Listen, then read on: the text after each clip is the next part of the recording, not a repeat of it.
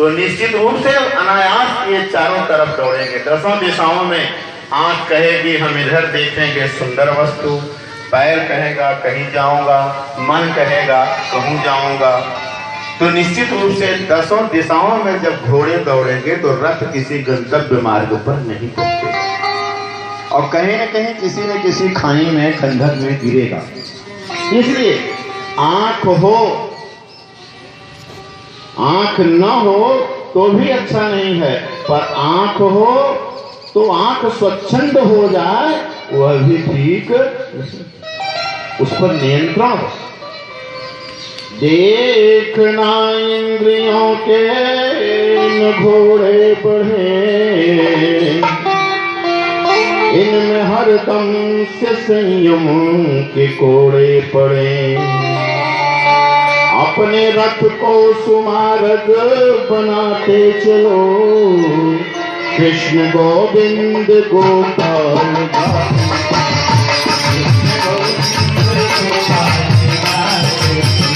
कृष्ण गोविंद गोपाल गाते चलो, गोविंद गोपाल गाते कृष्ण गोविंद गोपाल गाते चलो। प्यारे, इन इंद्रियों को अपने बस में रखते हुए भगवान का स्मरण करना चाहिए। फिर अगले अध्याय में 2 प्रकार की मुक्ति का वर्णन सुनाते हैं सुखदेव जी परीक्षित जी को। ये महाराज मुक्ति कई प्रकार की है, बोले 2 प्रकार की, एक सद्य मुक्ति, एक क्रम मुक्ति। एक सद्य मुक्ति, एक क्रम मुक्ति। सत्य मुक्ति क्या है? तुरंत हम जन्म लिए और जन्म लेकर के, देखिए भाई कृपा करके अगर बतलाएंगे तो हम पुल्लिंग का स्त्रीलिंग बोलेंगे और परीक्षित जगह सुखदेव बोलेंगे, सुखदेव की जगह परीक्षित बोलेंगे।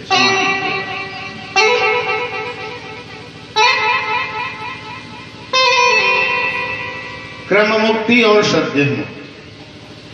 क्रम मुक्ति एक के बाद एक, एक के बाद एक मेरा जन्म हुआ, हमने विद्या अध्ययन किया, हमारा विवाह हुआ, हमको पुत्र हुए, हमको राजधानी मिल गई, सब कुछ सर्वधर्म अर्थ काम और मोक्ष, चारों पदार्थ। लेकिन एक मुक्ति है जो सद्यो मुक्ति, वह पैदा हुए और केवल भगवान का भजन करते हुए उसी में समर्पित होकर के मुक्त हो।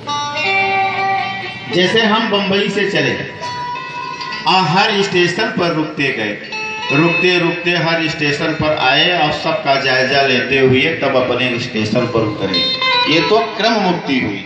और सद्यो मुक्ति वहां से एरोप्लेन से बैठे और तुरंत अपने गांव के स्टेशन पर उतर गए, यह क्रम मुक्ति। बोलो वृंदावन बिहारी लाल की जय। इस तरह से महाराज फिर सृष्टि क्रम का विवेचन बताया महाराज कि प्रकृति, पुरुष और क्या।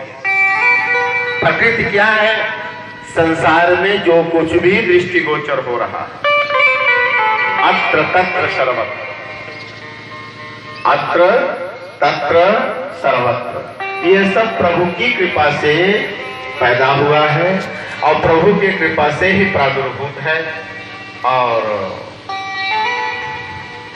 प्रभु में ही विसर्जित हो जाता है।